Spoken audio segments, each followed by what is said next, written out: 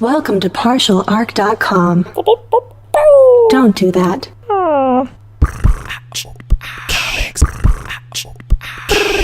I'm here to save the day. I'm here to save the day. Soon I will be invincible. Because comics. Welcome to Because Comics. This is episode 39. I'm your host, Jay Jones, and I'm joined by my co-host, the 3D printed Mike Christensen. Oh my god, that's where I came from. Yes. Those birds and bees were all a lie. Yeah, well, the birds were part of the manufacturing company, and the bees, well, were humanoid, monstrous bees that work in factories to create human beings. That makes a lot more sense. Yeah, the future is so weird. That thing about the stork dropping me off in a cabbage Yeah. patch, none of that rang true. No. 3D You knew deep printed. down inside that you were made of millions and millions of fiberglass? What are you made of? This is the part where we realize neither of us know anything about 3D prints. How much longer can we go? That's it. That's it. All right, guys. So, at the top of each episode, we talk about the comics we are reading, and those are on our pull list. And what, Jay, is in your poll list for this episode? On my pull is Marvel's Doctor Strange #1, written by Jason Aaron and drawn by Chris Bachalo. Or Bachalo. Or Bachalo. I've been a fan of his work for years. Yeah, it's no great. idea. No idea how it's pronounced. But guys, this is the relaunch of Doctor Strange. Only read the first issue. Only and then read you're the good. first one. No, we're That's all obviously you need that's to all know. that's come out so far. Yes. And it's the new, basically, rebranding of Doctor Strange because, guys, this is a complete character reset. There is none of the new Avengers. He got hurt and his every cell regenerated, and Yep. now he has a new personality and a Yep. costume. He's played by David Tennant. that would be phenomenal. a bizarre Doctor Strange 2.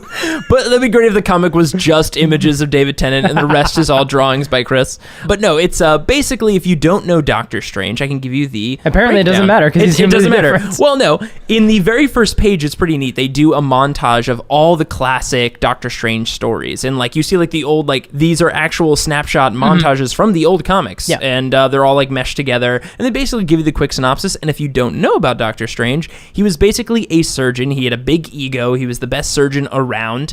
He got into a car accident one night, and it destroyed his hands, and the nerve endings on his fingers were so damaged that he couldn't go back to being a doctor again. He couldn't be a surgeon. So he went searching. He made his way up to some crazy Himalayan mountains somewhere, or Alps, or some magical mystical place. Shangri-La, wherever. Yeah, Shangri-La, and he found some guy, I think his name is the Ancient One. It is. And the Ancient One taught him the ways of magic, and he became the Sorcerer Supreme. And Never really fixed the problem with the hands. yeah, never fix the hands. He can, like, do a lot of crazy stuff. Consolation prize, Master of all magic in the Marvel Universe. Yeah. So not too bad. But basically, this story does a complete reset where it does none of the stuff that's been going on with him lately, which is a lot. There's a lot of baggage on Doctor Strange lately, being part of the Illuminati and... not the ancient organization. Not the ancient but organization, the Marvel organization. The group of elite Marvel characters who think they know best for the Marvel Universe. Exactly. So, sort of, yeah. you know. And I think he made pacts with the devil recently. I'm not entirely sure, but he's done a lot of shady stuff, and now they're just like, forget about that. And he lost the title of Sorcerer Supreme. He lost the title of of Sorcerer Supreme, but they're like, forget about that. A new movie's coming out starring Benedict Cumberbatch, and you guys should maybe get associated with the regular character first. Yeah. So after we get this opening of basically telling you who Doctor Strange is, very quickly, very succinctly, it's well done, it dives right into what only can be described as complete bonkers shenanigans from like the very opening page of this comic. I would relate it to you walking by a pool and somebody just throwing you into the pool, and that first 2 pages are when your face and body hit the water and you just feel very cold all suddenly, shocked. That belly flop. Yeah, basically. It's insane. The opening is Doctor Strange in a supernatural encounter. I Sure. won't describe too much more. I couldn't even begin to really describe it. You would think I was on some type of hallucinogen. But What is the trend when you describe Doctor Strange Yeah, when you comics? describe it's it, just yeah. like, well, someone here was high. Yeah. I don't know if it was me or the artist or the editor. And basically the rest of the comic is kind of treating itself like that being flung into a pool. You're coming up for water, you're breathing, you're slowly realizing, hey, getting acclimated to the temperature. Yeah, I do like pools. This is totally fine. Basically, they do a lot of cool stuff with it. They do a great job in this comic of doing something that I always love to see in movies and books and comics, where they flip the ordinary world on you, where they do that classic, like, you thought you knew what this was, but in reality, it's this. And Full of vampires. yeah, like vampires everywhere, and like that's usually the cop out. But this did something really fun with something that you might see if you're in a city or something like that. It took an example of Doctor Strange was on a street. As he walks around, Doctor Strange kind of sees the world differently. With this, he sees like he describes them as almost like ethereal parasites that he sees all around you. And most of them are harmless, like bacteria on your skin. He kind of relates it to that. And he at one point sees one that shouldn't be there. He gets into a conflict with it. And the funny juxtaposition is you see him battling this crazy thing to help this guy out, this random stranger. And the random stranger is looking back and he just sees Doctor Strange like drooling and like kind of like shuffling back and forth with his feet. And the great like note there is him being like, sometimes if you're walking on the street and you see a guy drooling and mumbling to himself, maybe he's fighting a monster. Maybe he's saving your life. And probably the single best thing about this comic is what they do with Doctor Strange is known for having this cloak, this big long cape that he wears. Yeah. It's called the Cloak of Levitation. It allows him to float. Surprise. But the coolest thing they did with the character is now this cloak, when he's not wearing it, when he's not in like Doctor Strange outfit, which is usually very bright and crazy looking, he looks like a red, blue Dracula, basically. Yeah. And when he's not in Doctor Stranging or making house calls, basically, the cloak actually folds up and wraps around him like a Gryffindor scarf, and it looks awesome. It's one of the coolest things they've done for character redesign for Doctor Strange. And what's also very interesting, the end of it stick around at the end of the comic. Sometimes comics have these epilogues. This epilogue in this comic is almost like a continuation of the comic. Like it feels like they almost should have opened with this epilogue. It's like a very important scene. Like it's very pivotal and impacts the story as a whole and probably the next issue. And it's just kind of tacked on the end, a different artist. And it's just like, hey, oh, by the way, maybe you should read this. All right, goodbye, everybody. Doctor Strange. Sort of like Marvel's post-credit scenes. Yes, just where like post-credit really scenes. everyone should stick around, and maybe it wasn't directed by the same director, but Right. it is a relevant piece of information that maybe should have been in the movie sometimes. Yeah, so guys, stick around. Don't leave the theater of your home, your mind. Anyways, The theater of the mind. the theater of the mind. And stick around for that last epilogue. So that was Doctor Strange. Mike, what is your pull? My pull is a little-known property, barely recognized by anyone as being anything anyone is interested in. Cool. Star Wars. Marvel Star Wars. Are you sure it's not Star Trek? It's Stargate. I'm sorry. Battlestar Galactica? Spaceballs. Real close. It's an all Marvel episode, everybody. We are, and it's another Jason Aaron comic, actually. This is a Jason Aaron Marvel special. We've also talked about not all of the Star Wars tie-ins, but We're getting most there. of the. Pretty close. We need to do the Kanan series. Chewbacca's out Chewbacca's now. just started, Yeah. and there's a Road to Force Awakens And the comic thing as is, well. like, Mike and I like Star Wars. But like, Shocking. Yeah, but it's not like we're Star Wars fanatics. It just happens to be that. I'm starting to slide back. Yeah, in. well, you know why? It's because these comics are so good. I'm also, to be fair, if you guys may not know, I write a column every Tuesday on Partial Arc. That's true. Where I review the Star Wars Clone Wars cartoon, and it's getting good now. So it's starting to Finally. be easier to be a Star Wars fan.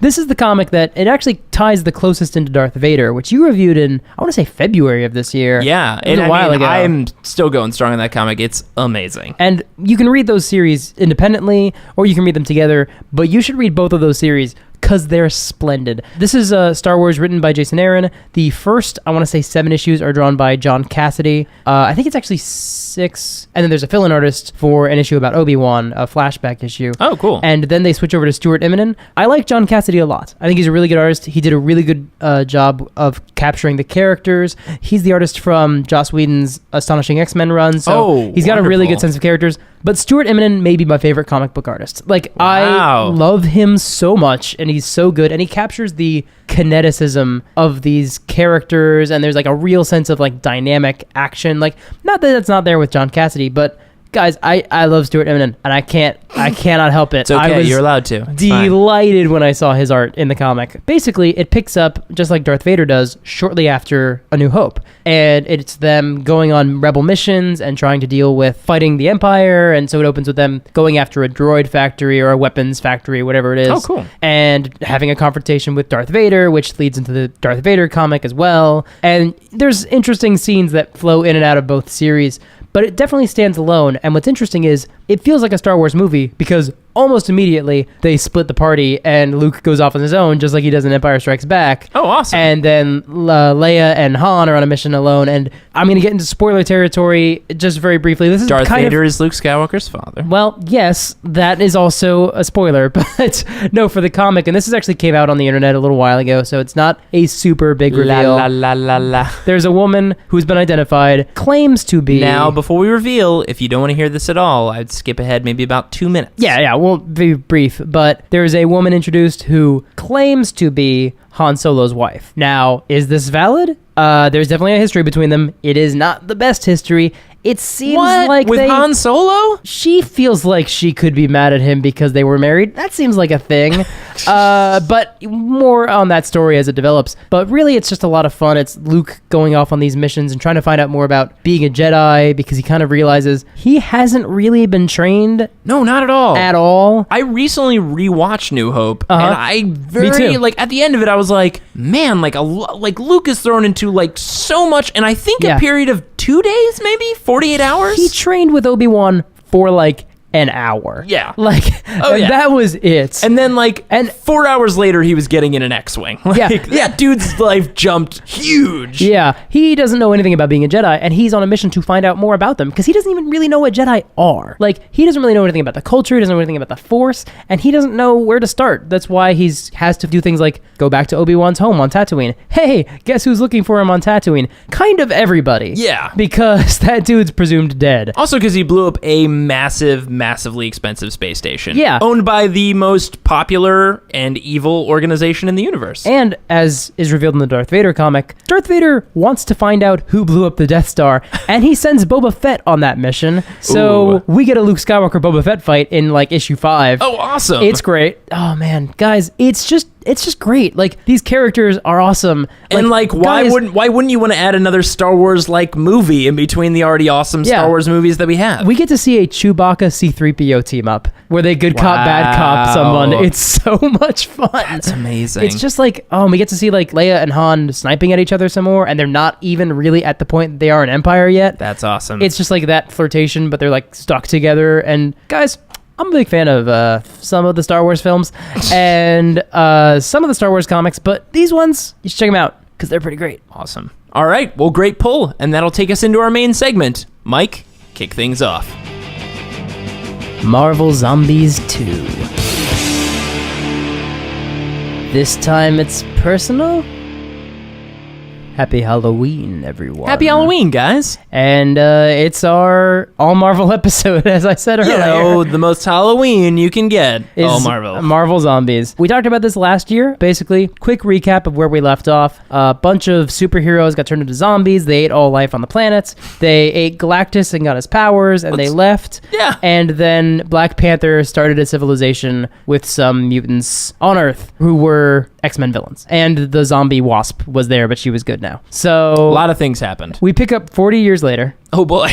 And the Marvel Zombies, which are, I'm going to call them the Marvel Zombies, or basically the World Eaters, because they are the ones who... They changed their band name a few times. They got new audiences, so they wanted to, It's composed of Giant Man, who's kind of their leader, Spider-Man, Luke Cage, Iron Man, Wolverine, Hulk, Jean Grey, Oh, Thanos, okay. Gladiator, Sure. and Firelord, who... Do you know who he is? Firelord Ozai? I know all about him. Really bad dude in the Avatar series. Firelord, I think that's his name, is one of the Heralds of Galactus. Oh, really? Yeah, I know. That is all I know I about know him. very little about him. Anyway, they've reached the edge of the universe. Apparently, they've eaten everything. Wait, the entire universe is now zombies? No, the zombies left over are Thanos, Gladiator, Firelord, Jean Grey. Everyone else is done. In their stomach. Yeah. What? Yeah. Wait, what about Black Panther and everybody on Earth? So they haven't come back to Earth yet. Oh, so they just kind of fanned out? Yeah, well, and they've- like hit everything. They've swept the universe. They've reached the edge. The galactic zombie term is sweeped, Mike, but that's Sure. okay. And now the hunger is starting to drive them insane, and they start their infighting. Hulk crushes Thanos' head and starts to eat him, but then they remember, like, oh no, we can't stomach the taste of each other. So they remember, though, because they don't know Black Panther's still alive. They don't know that he's found these other people So on they Earth. thought they left everybody dead on Earth. Yeah, but they remember Reed Richards built a dimensional portal. Oh, no. So they're going to try to go to another Jump dimension. dimensions? And Fantastic. they start flying back to Earth. Spider-Man actually confesses to Luke Cage. They're good friends. They're not as evil as everyone else, kind of, maybe. You sure? Because you did just say they ate everyone in the universe, Yep. right? And Spider-Man confesses that the longer they go without eating, the more it seems like the hunger starts to fade. Oh, no. So they come to the realization that they're like, oh, no, maybe we shouldn't have eaten all these people. Well, maybe. Spider-Man's heading that way anyway. Okay. We talked about this the last time we talked about Marvel Zombies, but they're sort of mindless and, insatiable when they're hungry, and then they're a little more lucid and a little more clear. But now we're getting the sense maybe they don't even need to have just eaten. Maybe the longer they go without eating, they just let the hunger pass. Oh, man. Also, they've replaced a lot of their missing limbs with robot parts. So What? that's kind of cool. Back on Earth, a young boy finds the severed head of zombie Hawkeye buried in some rubble. Oh, what a cool find for that kid. Hawkeye doesn't try to eat the boy. He's lonely and Oh, he's still alive. yeah. Oh, great. And he's maybe a little crazy because he's been buried under rubble for 40 years. That makes sense. So he's just kind of like lonely. The boy is Black Panther's grandson, and he takes Hawkeye back to New Wakanda, which is the sort of civilization that's being built in New York. Right. We see that Wasp is still up and around. Her severed head is attached to a robot body. It was last time too, but this time it's not a floating head in a jar. It's just attached. Like they trust her now. It's been Is it 40 like years. an Ultron type body, or is it like a spidery No, weird no. body? It's like a humanoid body. Okay, It's cool. like a Jocasta body, basically. So she is feeling the same things that maybe Spider-Man was feeling. That No, she's done. She's not hungry anymore. She hasn't eaten in a very long time. So it's kind of validating what Spider-Man Yeah. was saying, that like maybe you don't have to keep eating people. Exactly. They hook Hawkeye up to a robot body, and he says he's not going to bite anybody, but he's untested, so they keep him in that floating glass case. He was also in the ground for like 40 years. That's true. The ancestors of the Acolytes, who are the X-Men villains, apparently. I had to Google them because I don't Okay. know anything about X-Men villains. Cool. But they're led by Cortez, Malcolm Cortez, who's the classic historical figure, Cortez? Yes. No, Malcolm Cortez is the son of the X-Men Acolyte character, Cortez, who, Okay. for all I know, could be Cortez from Sure. history. Who Knowing knows? X-Men. But his people are starting to rebel against Black Panther. They're no. not really comfortable with how he's been leading it. And he's, in his 60s at this point. A Black Panther is. So someone, during the night, sneaks into T'Challa's room and stabs him in the chest. Oh no! Wasp breaks in and she kills the intruder. But then, T'Challa's dying, so she bites him to save his life. Ah, sad. This also brings back that hunger. No. And she attacks T'Challa's wife, but T'Challa stops her and says, no, if we're going to eat anybody, let's eat this assassin. And they eat the assassin. They're So like, he's instantly a zombie now. it's so fast. Whoa. It's so fast. And he's like, okay, let's eat her, or let's eat the assassin rather. They eat the assassin and then they're lucid, as I said. So they agree to lock themselves up for like a couple weeks, I guess. So they go cold turkey, basically. detox, exactly. That's issue 1. Oh, God. Issue 2, Cortez starting to make some headway with the people of New Wakanda. It helps that the person he was rebelling against Now a zombie. is a flesh-eating monster. That's pretty good for propaganda posters. Black Panther's right-hand man is Forge, who is... oh, right. He's the X-Men guy who can make anything. Yeah, basically. And Cortez has a meeting with him and says, look, I know you guys are close, and, even more so once your kids got married, and even more so since the accident. What did he mean by that? I guess we'll come back to that later. But you have to admit, I'm right about this. Your guy's not going to win. Your guy's not going to get the Makes sense. approval. You have to think about what's best for the people. Back in space, Spider-Man keeps making jokes for years. Oh, my God. Not for years, but for, Well, that's a good point. I mean, in Weeks of flying end through of the space. universe, like light years they've gone. So that means Yeah. they've had to have listened to undead Spider-Man jokes for like hundreds of years. No, 40 years. Okay, sure. But they're flying back to Earth, and he keeps asking, are we there yet? Oh, and he's God. grating on everyone's nerves. There's a fight in space, and he and Giant Man fight, essentially, and they cool off, and Luke asks, hey, man, why do you keep making jokes? And Spider-Man's like, oh, yeah, it's the way I avoid thinking about the fact that we're definitely monsters and definitely the villains. Yeah. We did the wrong thing. We have continued to do the wrong thing. The jokes are the only way I can not think about it. Wow. Forge lets Black Panther and Wasp out, and Hawkeye, apparently to help them escape in the night so that Cortez won't come and kill them. But he does end up leading them directly into the path of Cortez, who's waiting out in the street with Oh, no. all the citizens and goes, hey, everybody, look what happened to T'Challa. It's not a rumor. It's a thing that happened. He's a zombie. What do you guys think about this? Then the Marvel zombies show up. Oh, wow. Hulk starts to attack, but Giant Man stops him and says, look, we have to think about this. We did this wrong last time. If we keep some of the humans alive, if we let them breed and only harvest them when we need to eat, we could do this forever. And Spider-Man goes crazy. He's like, Oh, no. we are not doing this. We are the villains. That is not okay. And Luke is on Spider-Man's side on this one, and a huge fight breaks out between all the zombies. It's zombie civil war. Basically, there's a scientist who I haven't mentioned because he's kind of not relevant to the story. A bald scientist named Reynolds, who's like the one building robot bodies and things. Sure. He's an Infinity I don't War. know why he's not Forge. Like everything he does should just be Forge doing it, but whatever. He activates this force field which seals off New Wakanda. So all the zombies are outside, but a few are stuck inside, including Spider-Man. Fine, cool. Sure. He seems like a cool guy now. Top half of Luke Cage. The top half of Luke Cage. Yeah, the waist up. Again, he's on Spider-Man's side, so that's fine. And Gladiator. Oh, no.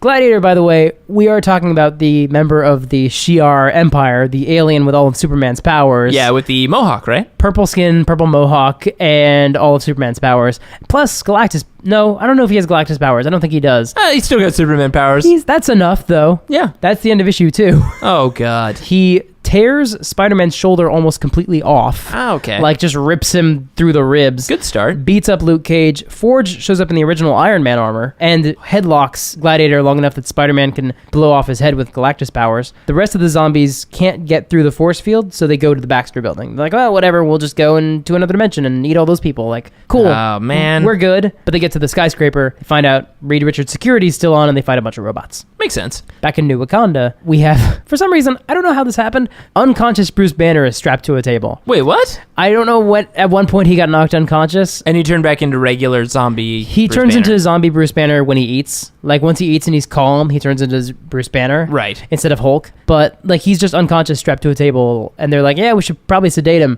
I guess that Yeah. seems to have resolved itself. Sure. The rest of the zombies are getting patched up and getting robot parts. Cortez is demanding answers. Mostly he demanding that they kill all those zombies. But He's probably right about some of that. a valid point. Yeah. But Forge convinces him, like, no, we need these guys' help. You know, Spider-Man, Luke Cage, they're here to help us. One of them is Galactus powers. Both of them do. Oh, right. Black Panther and Wasp, they've always been on our side. Yeah. And Black Panther hasn't changed. He only ate an assassin, and that's fine. Wasp and Reynolds, the bald scientist, kiss, and it's super gross. Wasp doesn't have lips. That's super gross. It's the first time they've kissed. Wasp is more okay with it, and, like, you know, Reynolds likes her, but Let's get into this romantic it's like entanglement. everyone else is still in the room. It's weird. It's so strange. Anyway, Spider-Man tells them why the zombies have returned, and Forge reveals, oh no, it's cool, guys. I have Reed's dimensional door. It doesn't even work. It's broken, but, like, I took it years ago. Oh, good. Unfortunately, the world leaders have realized that too, because they realized, hey, it's gone. And yeah, Reed wouldn't have turned on his security because, like, that didn't happen. Like, he was one of us. Like, well, would he have had his security on? So they realized somebody else turned it Forge on. has this. Let's go eat Forge and all them little peoples. And they realize this as well in New Wakanda. They're like, oh, wait, this is a ticking time bomb. But can't Forge fix it? Because, like, that's kind of what he does. He just makes whatever he thinks of. Yeah, he hasn't, though. I don't know why. Sure. They realize the zombies are coming. They realize they can't defend themselves. But Reynolds reveals, maybe we can. I have this secret project. You remember when we found Colonel America's brain? Oh, that's right. In this version, it's not Captain America for It's- some reason. it's- It's Colonel America. Yeah. And when we last saw him, he had part of his brain sliced. He had part of his skull sliced open. Yeah. And then Red Skull scooped his brain out, and that effectively killed him. Reynolds recovered his brain, needed to put it in a body. Fortunately, Black Panther's son was dead. Oh, good. Yeah, that's the end of issue 3. All right. So we reveal that basically this guy is T'Challa, Black Panther's son, and Forge's son-in-law, with Captain America's brain. Not all of it, just like the combat training and all the others' platitudes. Okay. So in issue 4, when T'Challa freaks out and attacks Reynolds, Colonel America defends him and starts shouting things like, Avengers assemble! Hit him hard and hit him fast! The fate of the world rests on our shoulders! This ends here! This ends now! Like, Wait, does he say that as, like, normal conversation? no, he's fighting off Okay. Black Panther. I thought it would be great if the only thing he could ever say are Captain America, like, catchphrases. Like, he wants to go to the bathroom, but he has to say, like, Avengers assemble every time. That very well might be the case. He also probably doesn't have to go to the bathroom. That makes sense. The others manage to break up the fight, and Forge reveals, yeah, T'Challa, I knew about this too. I've known about this. I helped set it up. And Panther's like, okay, we are going to talk about this, but right now we have to get ready for the There's a zombie lot of invasion. sadness happening, but this is a little bit too far. It's more rage, Yeah. more blood rage. It's that moment of like, oh, T'Challa is attacking me. I'm not worried because he's a zombie. I just think he's going to kill me for normal reasons. Yeah, right. Normal human reasons. The World Eaters arrive, and Panther is there standing out, just inside the force field and says, look, if we drop the force field and we give you the dimensional gateway, we can do that as long as you agree to leave us alone. The Giant Man agrees. And as soon as the force field comes down, Panther and Wasp and Hawkeye and Spider-Man and Luke Cage all attack. And they push the zombies away. And they're like, raise the force field, basically locking themselves out so that they can fight these zombies. And it works, except Iron Man got past and he's inside the force field. And he's like, cool, I'll save you guys some scraps. Peace. Oh, no. And he flies inside. Tony Stark, you clever dog. He does run into Colonel America and Iron Forge, which is what I'm calling Forge and Iron Man armor. Iron Forge? Okay, sure. I think it works. Yeah, I think it does. And all the acolytes who are mutants with powers. Meanwhile, outside the force field, zombie Jean Grey has gone Phoenix. Oh, God. And she is raining fire down on the heroes. So she has Galactus powers plus Phoenix powers. That's like so many powers. She, I don't think, has Galactus powers. Okay. She is a zombie. She is also a Phoenix. So, I mean, Yes. that's still... Phoenix is always enough powers. That's plenty. There was a Dark Phoenix saga where the Phoenix powers were just split between 5 people, and that was already too many powers. It's enough power just in general. Yeah. Also, Hawkeye has a tiny little crossbow on his Aw. wrist, and he shoots arrows at Giant Man, which does not work. Because So- they're arrows, and he's a zombie person who's and- giant. Yeah, and so then he just like sadly asks, be my friend? Does he kill him immediately after that? It doesn't go super well. I imagine not. No. Also, zombie Bruce Banner gets out of his restraints. Because Why did they keep him inside? I don't know. I don't have a good answer for you. Because we needed this to happen for plot reasons. He attacks Reynolds, and they bump into the, I swear to God, joystick lever that is What? conveniently sticking out of the controls. There's a computer console, and then just one lever, and they bump into the one lever, and the force field drops. And Giant Man gets inside. Because that's how you set up that machine, right? Yeah. It's like, we should probably make this a complex series of passwords and codes and things you have to enter. Maybe turn 2 keys at the same time on the opposite ends of the room. Well, I made a lever. Just a lever at waist height that we could just, I don't know, I could trip and hit. It's like ass height. I could be turning with like a hot set of like buns Yeah. and like, pastries. Yeah, you do have a hot set of buns, Oh, man. thank you. You always say nice Wink. things. But I could turn and I could just unleash zombies on all of us. Yeah. Well, it's done, so Yeah. let's have lunch. Lunch, These man. buns are getting cold.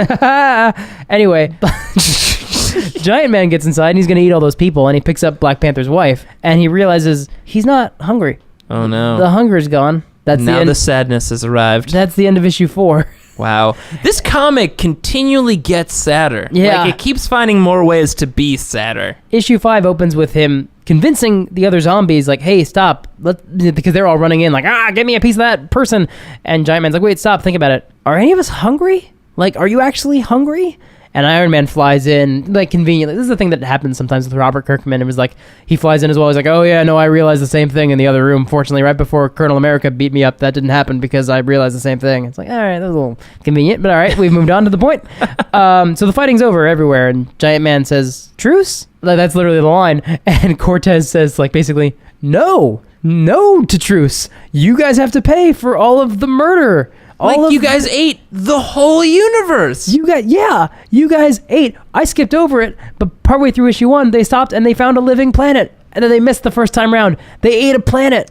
They ate the whole thing. That's why they didn't get not hungry on the way on the way home. back. Because they had a bite to eat on the way back. Yeah, so... That's crazy. Like, you They're- can't just go back to normal. monsters. Then Zombie Hulk bursts in. Ah, great. And he wants to eat everybody. He kills the Phoenix. He smashes... Whoa. Yeah, he just crushes her head and her skull. And he smashes Hawkeye. He crushes Iron Man's chest, which kills him for some reason. No one else seems to be killed when their chest explodes. Yeah, because isn't some of them, they just have heads and they're fine, But I think right? the impact also crushed his skull because, like, all of his organs flew up into his brain. Even in death, he still needed that thing in his chest to keep himself alive. He gets crushed in the chest and blood comes out of his eye holes. Oh, So jeez. it seems like it was a pretty thorough squelching. like a ketchup packet? That's crazy. Yes, that's exactly what happened. And then Reynolds stops the fight and says, hey, guys, it's all cool. Let him eat me. let him eat me and it'll be okay. I love that Reynolds, a character whose name is just Reynolds. Yeah. He's not a superhero. He's completely He's not inconsequential. anyone's father or time grandfather like He's most people are. almost dating the Wasp. Who's almost dating the Wasp. This character named Reynolds is just like, did somebody win a contest? Like, who is Reynolds? He's like the main character in this story. I don't know, is he an acolyte? Guys, if you email me, If you know about Reynolds, we want to know about Reynolds, I guys. actually don't care that much. I really want to know about Reynolds. I would have looked it up. If there's didn't. an origin story for Reynolds, I would love to see He's it. probably a mutant. Probably. Anyway, Hulk eats him. Hulk eats that dude. Because Hulk was like, it's a good idea. Yeah. And then ate that guy. And then he becomes Bruce Banner. And Bruce Banner's sane, and he's like, yeah, you guys should kill me. So everyone's like, okay. And they shoot his head, and he explodes. That makes sense. Yeah. Good old Reynolds. Always the best ideas. Arnold saved the day. They bury their dead. They patch themselves up with more robot parts. Except, and this bothers me, Giant Man, I think back in issue 1 or 2, because of his fight with Spider-Man or someone, he got part of his skull zapped off, just like Colonel America did. He never repairs it. He's just got exposed brain. Okay. We saw that was a bad idea. And he was just like, I'll leave this in. Yeah. Even though I got all these cool robot parts. like, now is the time. Like, cover that. Right. Cover it up. That's But- like Luke getting his hand cut off and being like, man, what do you got? It's like, well, we got all these sweet arms and all You're these back sweet on Star hands. Wars. I thought you were on Luke Cage for a minute. No. I like to sidetrack. Fair enough. Weeks pass, and Giant Man tries to apologize to the Wasp, but they're just awful together. It makes sense. 40 years being apart, followed by Giant Man trying to kill Wasp, and then Wasp watching her boyfriend die. That didn't help. Probably not. None of that helped. Yeah. Last time they saw each other was when Wasp found out that Giant Man had Been keeping Black Panther comatose and slowly eating his legs and his arms, and then he tried to kill the Wasp. So, yeah. They've probably got some bad feelings towards each other. Anyway, all the zombies. Strange, 'cause it's such a strong marriage before all that zombieing. Yeah, that didn't happen. Yeah, no, I was kidding. The zombies gather together. They're standing around the dimensional portal in this room. They're in this meeting with Cortez, and Giant Man says he helped Cortez and Forge repair the dimensional gateway. So they can leave, they can find supplies, maybe they can find a way to help sustain the gene pool, because they know the people in this city, they don't have enough genetic diversity to sustain many more generations. Right. And Cortez reveals, yeah, there was a reason the portal wasn't working. It was sabotaged. I sabotaged it. I like it here.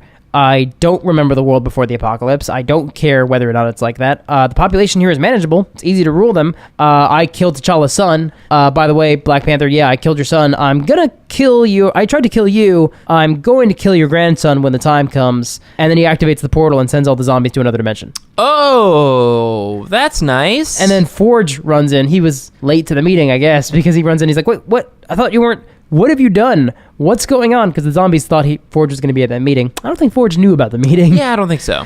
He's like, what have you done? And Cortez is like, look, they were an accident waiting to happen. It was inevitable. They were our extinction event. They were going to end all of us. And Forge wants to get his friends back, so Cortez beats the crap out of him and announces that they're gone. They're someone else's problem now. So he sent T'Challa, he sent Giant Man, he sent Wasp, he sent, dead Hawkeye, I guess. Yeah. He sent all of them to another dimension. Yep. And he just stayed behind. He was like, I'm just going to hang out here. Yeah, he is going to rule this dimension. Like, he's going to rule these people in New Wakanda. Oh no, where did he send those people? The next thing we see is the end, question mark. Wow. We'll find out next Halloween, guys.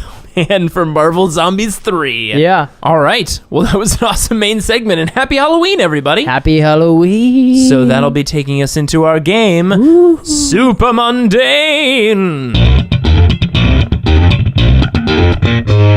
All right, this is Super-Mundane. This is the game where Mike and I will have to try to figure out which hero from Marvel or DC is the best or worst at a mundane task or activity. So for this episode, the mundane task is, who would be the best and worst street performer?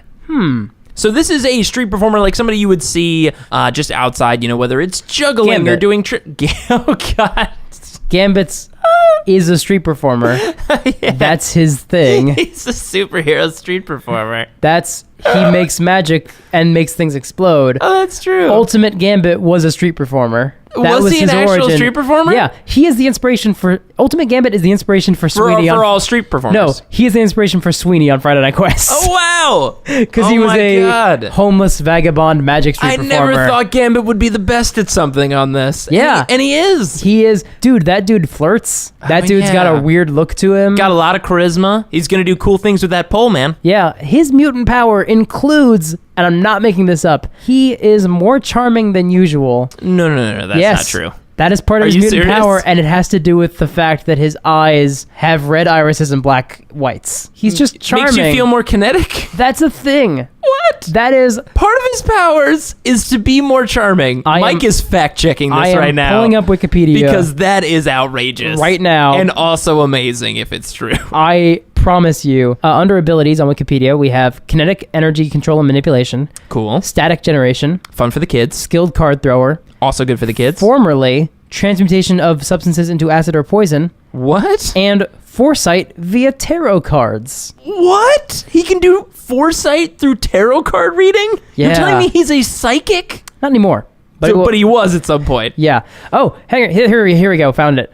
Gambit also possesses an unusually strong and irresistible hypnotic charm that allows him to exert a subtle influence over sentient beings, leading them to believe what he says and agree with his suggestions. This charm is so strong and powerful that, if given a chance, Gambit could even charm the Shadow King himself. The What? hypnotic charm does not work on those who know about it. That is great. I just saved all of you, because now you all know about Gambit's hypnotic charm. He will get you to do things. No, if you know about it, it can't affect you. Oh, That's yeah, the there thing. we go. We're all okay. Yeah. Wow, that's interesting. It's kind of like The Matrix, I guess? How? I don't know. How is it like the Matrix, Jay? It makes so much sense So- when I thought about it for half a second before I said Did you it. think about it for 3/4 of a second? Yeah, maybe less. So, Gambit, Kevin is the answer for best street performer. he's been the worst for something. He's been the worst. It Oh. was for chaperoning a co-ed sleepover. sleepover. yeah, which he would be the worst at. But he's the Which best is- street performer Best street performer around. for, I think, all the same reasons. Yeah, probably. Okay, So, Gambit's the best. he's the best. Who would be the worst street performer? Because I would watch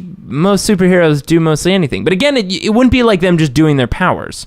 Like Gambit makes sense because he actually would use street performer things and just his powers would accent it.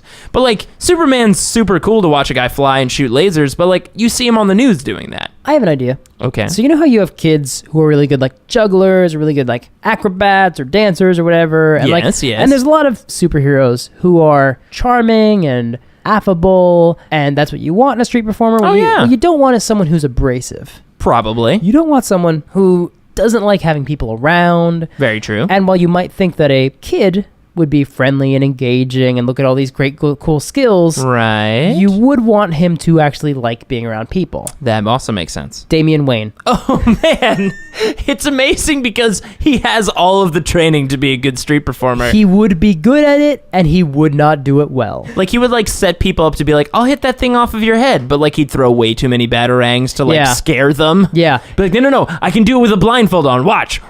And Yeah. it's like, no, Damien. And he's cocky. Yeah, That's he is. the other thing he's about Damian. very cocky. He thinks he's Batman, but he's like 8 years old. Yeah. Is there anybody worse than Damian Wayne? That's what I'm trying to picture right now if anyone could do it worse. Because that's a good concoction of cocky and talent. Because Yeah. he's going to draw in a crowd, and maybe more people is not a good idea. Because I can picture it like having to go undercover, like being stuck and having to be like, oh, I'm posing as a street performer. Like that's the only time I can really picture him being suckered into that situation. Right. Like I believe Gambit does that on his off Oh hours. yeah, I'm sure he does that. I'm sure he tries to do it whenever he can in a bar, outside of a bar. Yeah. Of course. That's how he picks up women. Of course. In the Ultimate version, that was how he That picked was up his women. job. And for anybody that doesn't know, Damian Wayne is Robin. Fun fact, if you And didn't know that. Batman's son. And Batman's son. And he was trained by assassins. And he was trained by No, assassins. I'm sorry. he was trained by the Demon's Head. He was raised Yeah. by assassins. Good phrasing. Yes, he was raised by assassins. He was raised by Ra's al Ghul's daughter. Yep. Talia al Ghul. Yep. Anybody worse? Anybody worse How than do you Damian get worse Wayne? than someone raised by an immortal terrorist I don't daughter? know. An immortal terrorist daughter. Well, I mean, here's the fan interaction part. Listeners, if you can think of anyone worse than Damian Yeah, if Wayne, you can think of a hero in Marvel or DC, it has to be a hero who would be worse than Damian Wayne as and a I street mean, performer. yes, Deadpool, yes, Punisher, but we've used those guys before. We've used those people. We tend to go back to a lot of the same names. If you can think of someone we haven't come up with before, we tend to prefer Marvel or DC because, like, Spawn. But Right. but we just to keep ourselves sane because we don't know the extended canon of comics. Sorry we haven't used Savage Dragon yet. I feel like Savage Dragon would still be better at this than Damian Wayne. Oh yeah, for sure. But if you guys can think of anybody, like, hit us up. Let us know who's far worse than Damian Wayne at street performances. At Partial Arc on Twitter, hashtag Super-Mundane. Please do. Let us know, but I'm pretty sure it's Damian Wayne. All right, so definitely without a doubt, Gambit is the best street performer. I the mean- best at something. Congratulations, Gambit. I mean, he's the best at a couple of things, just nothing you want to tell your mom about. Right. He's a burglar, too. Yeah, Apparently, he's such a good burglar that he wears metal boots and purple armor. Says you got to be a really good burglar if To you can play wear with a handicap. a flowing cape, a power that normally makes loud bang noises. Yeah, and also your hair is exposed. Yeah. You're wearing a mask that doesn't cover your face or your Also, hair. really easy to pick you out in the dark. Your eyes glow. And your costume's purple. Also, fingerless gloves. Yeah, he really. How is he a good burglar? How is that? How is he that good? Well, he's apparently a hypnotist maybe that's how he with does it. psychic tarot powers. That is just the most bonkers thing. I did not know that about him. He has tarot powers. I don't think he does anymore. I bet you that's like a one. That We've was like a got to one find shot. the comic he had tarot powers. Oh, absolutely. Okay, another thing. If anybody knows the comic that Gambit had tarot powers, Guys, there's a Gambit movie coming out, and I just figured out what comic we're talking about when it oh yes, we got to find that tarot card power comic. That or the time when he teams up with Ghost Rider to fight his ex-wife. Oh man, I love everything about what you just said. We'll get there. That's amazing. We'll All get right, there, guys. A lot of stuff to look forward to. So guys, canonically, the best street performer is Gambit, and the worst street performer for now, unless you have other ideas, is Damian Wayne. You're not going to. AKA Robin, AKA the son of an immortal... The Demon Son, I think was his name. The Demon Son, yeah. All right, guys. Well, that was episode 39 of Because Comics. We'll be posting a new episode every other week. If you'd like to download more episodes or check out other similar podcasts, head over to partialarc.com. That's arc with a C. Of course, you can email us any questions at becausecomics@gmail.com or follow us on Twitter and Instagram and Tumblr at partialarc. And be sure to check out more content from our comic boy wonder, Mike Christensen, at partialarc.com, where he writes articles every Tuesday and Thursday. If you didn't get enough Star Wars here, There's a lot I have more a hard there. time picturing that, but there's more there. Thanks for listening, and remember... Oh, Jay Jones and Mike Christensen? Oh, they don't podcast anymore. Didn't you hear? They've been dead for 10 years.